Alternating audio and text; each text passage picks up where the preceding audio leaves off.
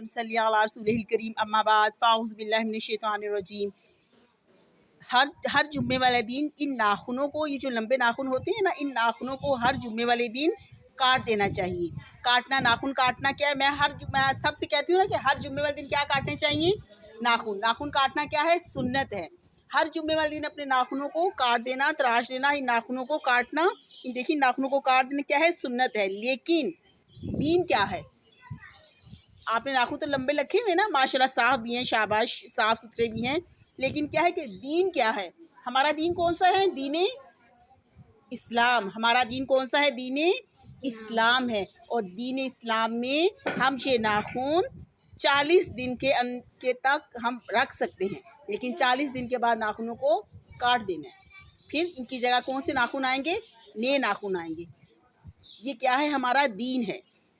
تو دین پر عمل کرنا کیا ہے؟ فطرت